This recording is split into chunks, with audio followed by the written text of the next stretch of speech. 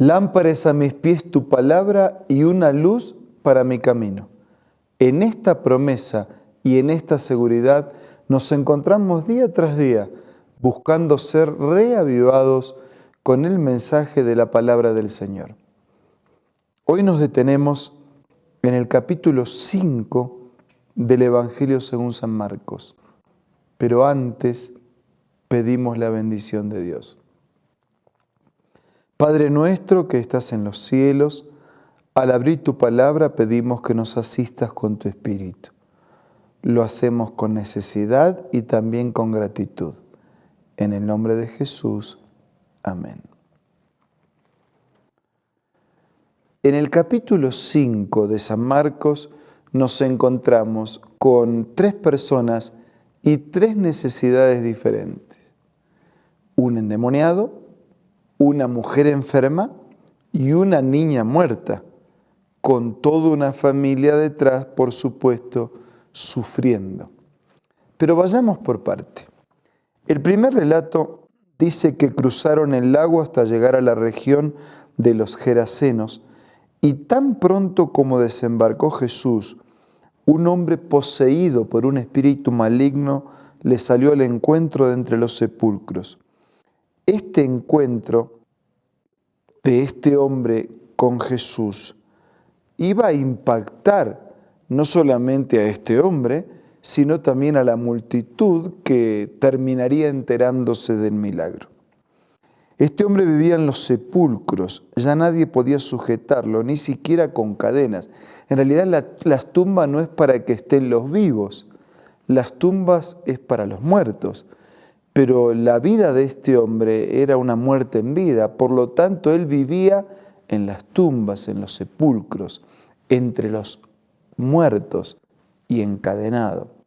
Muchas veces lo habían atado con cadenas, con grilletes, pero él los destrozaba y nadie tenía fuerza para dominarlo. Noche y día andaba por las tumbas, por las colinas, gritando y golpeándose con piedras. Un espectáculo realmente dantesco, terrorífico. Lastimaba hasta de verlo. Así estaba esta vida lastimada por la presencia permanente del demonio. Cuando vio a Jesús desde lejos, corrió y se postró ante él. Dice versículo 7, ¿por qué te entrometes, Jesús, Hijo del Dios Altísimo? Gritó por fuerza. Te ruego por Dios que no me atormentes. Es que Jesús le había dicho, sal de este hombre, espíritu maligno. Y entonces fue el espíritu el que contestó, no me atormentes, no me molestes. ¿Cómo te llamas? Dijo Jesús. Me llamo Legión, porque en realidad no era un demonio, sino una legión de demonios. Y con insistencia le suplicaba a Jesús que no los expulsara de aquella región. Como en una colina estaba paciendo una manada de muchos cerdos, los demonios le rogaron a Jesús, mándanos a los cerdos y déjanos entrar en ellos. Así que él le dio permiso y cuando los espíritus malignos salieron del hombre, entraron en los cerdos, que eran como 2000, y la manada se precipitó al lago por el despeñadero y allí se ahogó. Los que cuidaban cerdos salieron corriendo, dieron la noticia en el pueblo y por los campos, y la gente fue a ver lo que había pasado. Llegaron a donde estaba Jesús y cuando vieron al que había estado poseído por la legión de demonios sentado, vestido y en su sano juicio, tuvieron miedo. Los que habían presenciado estos hechos le contaron a la gente lo que había sucedido con el endemoniado y con los cerdos. Entonces la gente comenzó a suplicar a Jesús que se fuera. Y mientras Jesús subía a la barca, el que había estado endemoniado le rogaba que le permitiera acompañarlo. Y Jesús dijo, vete a tu casa, a los tuyos, y cuenta todo lo que el Señor ha hecho por ti y cómo ha tenido compasión. Así que el hombre se fue y se puso a proclamar en Decápolis lo mucho que Jesús había hecho por él, y toda la gente quedó asombrada. Un hombre cuya vida no tenía sentido, que vivía entre las tumbas, entre los muertos, que se lastimaba, que estaba poseído por una multitud de demonios, en su encuentro con Jesús, el amor y el poder de Dios ofrece un milagro. Estaba ahora sentado en su juicio pleno, sano, perdonado y transformado en un misionero. Desde el versículo 21 en adelante, se nos dice que después de esto Jesús regresó en la barca al otro lado del lago y se reunió una gran multitud, por lo que él se quedó en la orilla. Fue allí que uno de los jefes de la sinagoga, llamado Jairo, se acercó y al ver a Jesús se arrojó a sus pies suplicando con insistencia: mi hijita se está muriendo, ven, pon tus manos sobre ella para que se sane y viva. ¡Qué hombre de fe! No le preguntó si podía sanar, dijo: mi hija se está muriendo, ven, pon tu mano para que viva. Jesús se fue con él y lo seguía una gran multitud, la cual lo apretujaba. Y entre la multitud había una mujer que hacía 12 años padecía de hemorragias. Había sufrido mucho a manos de varios médicos, se había gastado todo lo que tenía sin que le hubiera servido de nada, y en vez de mejorar iba de mal en peor. Cuando oyó hablar de Jesús, se acercó por detrás entre la gente, le tocó el manto y pensaba: si logro tocar siquiera su ropa, quedaré sana. En realidad, Jesús no estaba para atender a esta mujer. Jesús estaba para atender el pedido de Jairo y empezó a caminar en dirección a la casa. Estaba por atender otra familia, otra persona. Pero en el camino apareció otra necesidad y Él nunca desatiende las necesidades.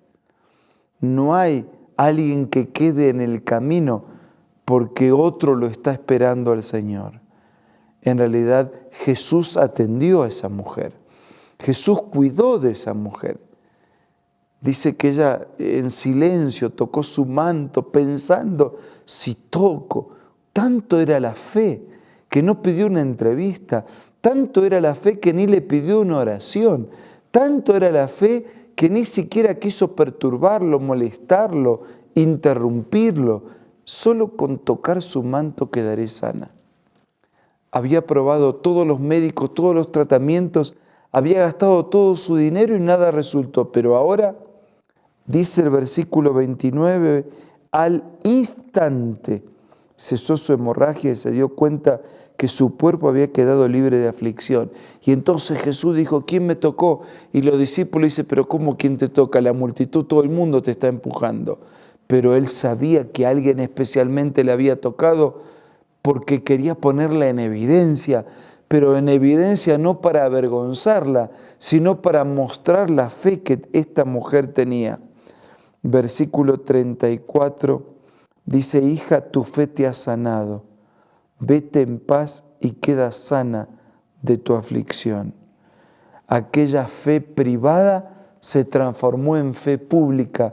Quedó en evidencia en la multitud lo que esta mujer creía.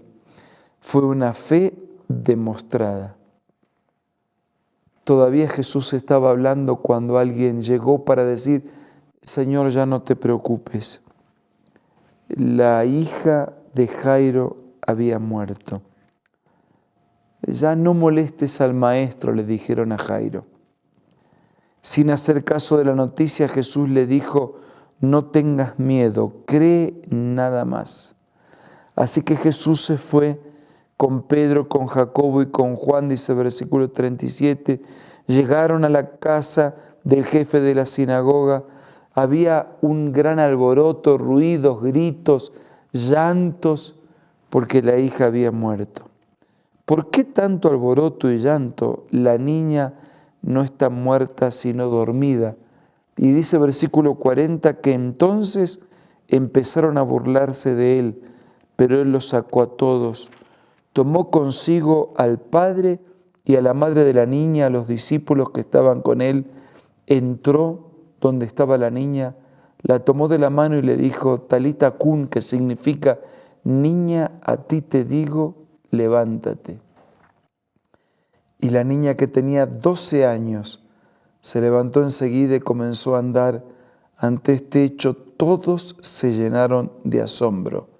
Él dio órdenes estrictas de que nadie se enterara de lo ocurrido y le mandó que le dieran de comer. 3 historias, 3 milagros, 3 manifestaciones del amor y del poder de Dios. Un endemoniado, alguien que vivía entre los muertos, por lo tanto su vida no era vida, a quien Jesús liberó, rompió las cadenas del sometimiento a los espíritus malignos. Una mujer con 12 años cargando su enfermedad sin encontrar ninguna solución. Y una familia llorando por una hija de 12 años enferma y después muerta. En los 3 casos, el amor y el poder de Dios transformó la enfermedad en salud, la muerte en vida, la esclavitud en liberación y la condenación del pecado en reconciliación y salvación. Lo mismo quiere hacer en tu vida ahora. No importa tu necesidad, importa tu fe, su amor y su poder. ¿Será que podemos refugiarnos en ese amor y en ese poder? Entonces, hagámoslo a través de la oración.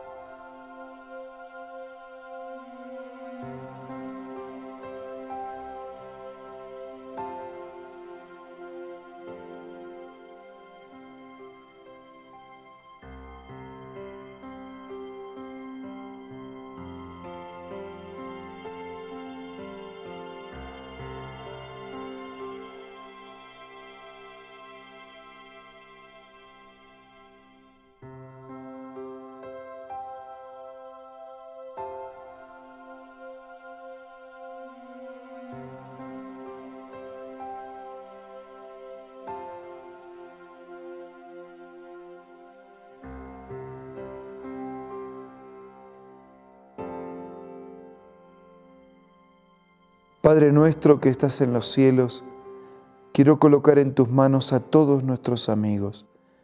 Ni conozco a todos. Cada uno debe tener su lucha, sus lágrimas, sus preguntas, su enfermedad, su necesidad de un milagro. Por favor, opera un milagro en la vida de cada uno del que lo necesita y abraza a todos con tu amor y tu poder. Nada merecemos, pero agradecidos te pido todo en el nombre de Jesús. Amén. Muchas gracias por su compañía. Nos reencontramos mañana para seguir siendo reavivados por la palabra del Señor.